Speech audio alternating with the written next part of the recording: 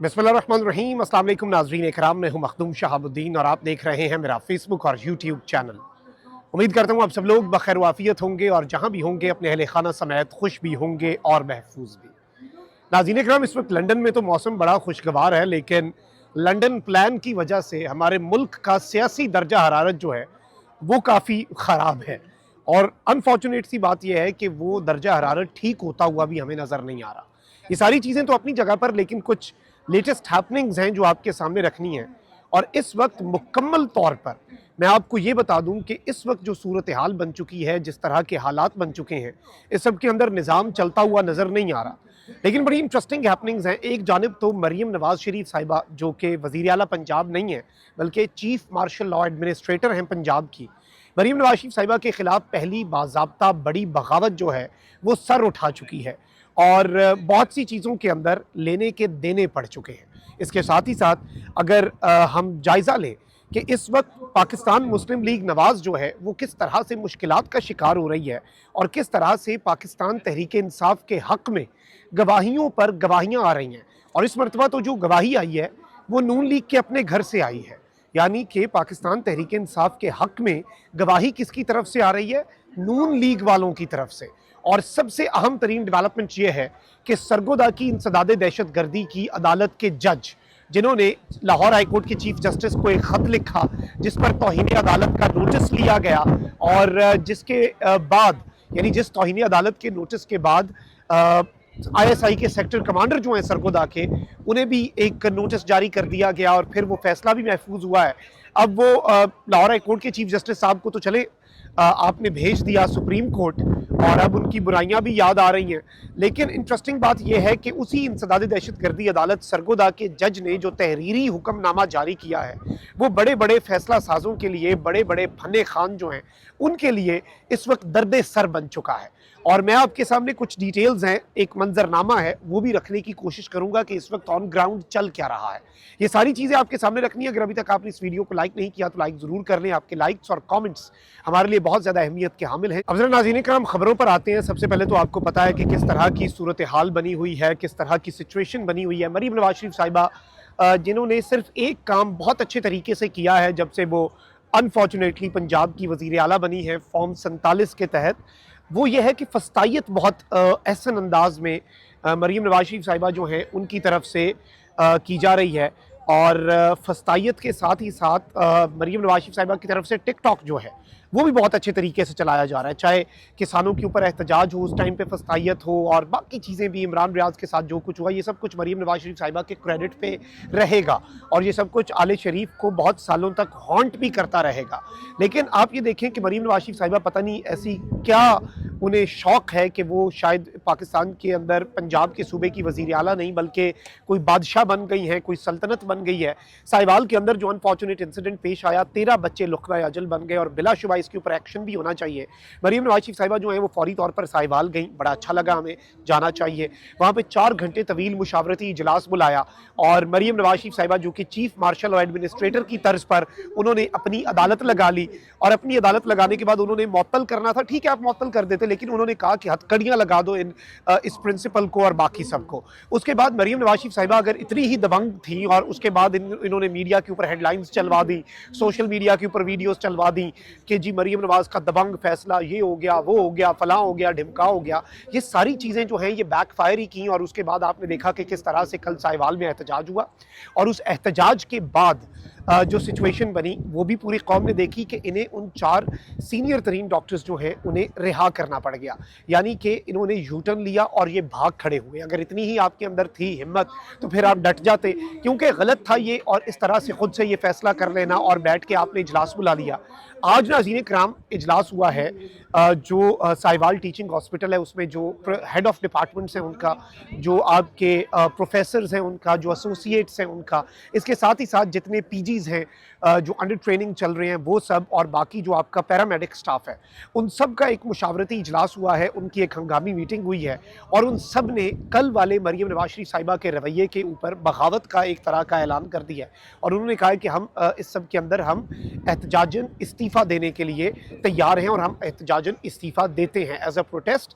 मरीम नवाज शरीफ साहिबा के हवाले से ये चीज़ बड़ी अब वाज़े हो चुकी है कि वो जो चीज़ ठीक करने जाती है ना, वो तब तक बची रहती है, वो महकमा, वो सिस्टम, जब तक मरीम नवाज शरीफ साहिबा उसमें जाके अपनी हिकमत, अपना लॉजिक नहीं इम्प्लीमेंट करती।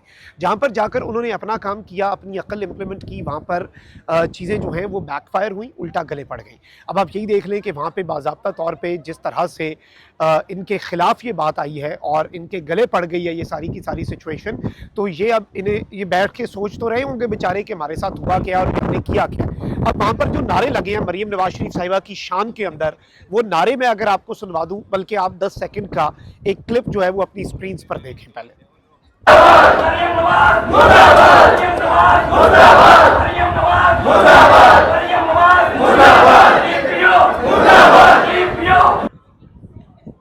जी तो नाज़रीन करम, आपने ये वीडियो क्लिप जो है ये मुलाहिज़ा फरमाया और आपने देखा कि किस तरह से मोहतरमा मरीम नवाज शरीफ साहिबा को वहाँ पर जो मेडिकल स्टाफ है वो याद कर रहा है और जो नारे लग रहे हैं। देखिए, हर चीज़ को ना मैनेज करने का एक तरीका होता है।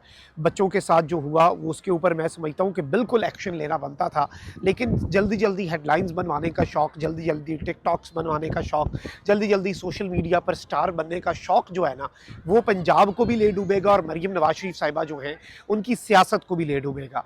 आपने हत्के इज़्ज़त का बिल पास कर लिया, मुक़्तदरा को खुश कर लिया, आप नौकरी अपनी इन तरीक़ों से पक्की तो करती रहेंगी, लेकिन इतना आसान नहीं होगा आपके लिए इस सारे सिस्टम के अंदर सर्वाइव करना और निज़ाम को उस तरह से चलाना जिस तरह से आप चलाना चाह रही हैं।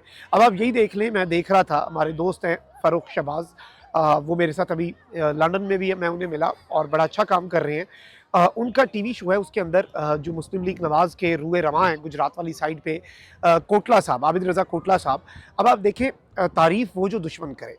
अब इन्होंने जो क्लेम किया ना वो बड़ा इंटरेस्टिंग है। इन्होंने कहा कि इस एरिया से, गुजरात से जितनी सीटें थी जो काफ लीग को दे दी गई हैं और जितनी सीट्स जो हैं जो कि सालिक को और चौधरी शुजात के बेटों को दान कर दी गई हैं, ये सारी की सारी सीटें, क्योंकि वो भी वहाँ पे स्टेक होल्डर थे ना, तो उन्होंने बेशक चलें अपने पीछे ये कह दिया, लेकिन ये कितनी बड़ी गवाही है और इसीलिए ट्रिब्यूनल्स वाले केस से भाग रहे हैं, ट्रिब्यूनल्स वाले मामले से ये राह फ़रार इख्तियार करना चाह रही हैं और वो इनसे सिस्टम जो है ये मैनेज ही नहीं हो पा रहा।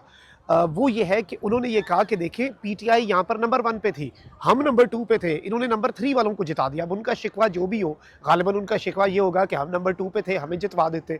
अगर आपने पीटीआई और परवेज़ इलाही, मुनस इलाही और उनकी फैमिली को रगड़ा लगाना ही था, रंदा फेरना ही था, तो कम से कम नून लीग का कोई वहाँ पर काम कर दिया जाता, क्योंकि उन्होंने तो अपनी परफॉर्मेंस भी दिखानी है ना, वो तो अपनी परफॉर्मेंस के भी कोटला साहब जो हैं वो जवाबदेह हैं। तो ये एक बड़ी आम तरीन और इंटरेस्टिंग हैपनिंग है जो उन्होंने उसके अंदर बात की और गवाही आई है ये बेसिकली पाकिस्तान तहरीक इंसाफ के हक में, पीटीआई के हक में, and this is something very big, very important and very symbolic. और इससे मॉरल जो ग्राउंड्स है ना, वो हर गुजरते दिन के साथ ये सिस्टम, वैसे तो कोटला साहब को ये भी बताना चाहिए था कि उन्हीं के फिर जो वज़ीर आज़म है शहबाज शरीफ साहब, वो उन चोरी शुदा सीटों के वोट से, काफ लीग इत्तेहादी है ना, सालिक साहब वज़ीर हैं, तो उन्हीं वोटों से वो शहबाज शरीफ साहब प्राइम मिनिस्टर क्यों बने? अगर नून लीग के वोट भी वहाँ पर उनके साथ भी ज़्यादती हुई और फिर उन्हीं को आपने वोट चोरों को, मैंडेट चोरों को, जिन्हें जो 3rd नंबर पे थे, 4th नंबर पे थे, उन्हें उठा के जिता दिया गया, तो आपने उन्हें अपनी कैबिनेट के अंदर क्यों डाला है आपकी गवर्नमेंट ने? वो ये बताने से तो कासिर रहे। लेकिन चलें ठीक है, जल्द या बदेर सच ज़ुबान पर आ जाता है। जैसे मौलाना फजल रहमान साहब है ना, उनके भी सच ज़ुबान पर आ गया बाजवा साहब वाले मामला कि हमें ये बताया गया था कि रिजीम चेंज होना कितना ज़रूरी है। तो इससे ही कम से कम हमें चीज़ों का अंदाज़ा हो जाता है और चीज़ों का इदराक हो जाता है कि किस तरह से हमारे मुल्क का जो निज़ाम है वो चल रहा है। अब यहाँ पर एक और ख़बर है, वो ख़बर है नाज़रीन किराम, मैंने पिछले व्लॉग में भी उसका कुछ जिक्र किया था आपके सामने, लेकिन वो आपके सामने रखना बहुत ज़रूरी है और इस खबर को आपने समझना है। इस वक्त लोअर जुडिशरी जो है, हाई कोर्ट्स के जजेस जो हैं उनके बंदे उठा लिए जाते हैं, तो लोअर जुडिशरी बेचारी के साथ जो हो रहा होगा वो तो आप सोच सकते हैं।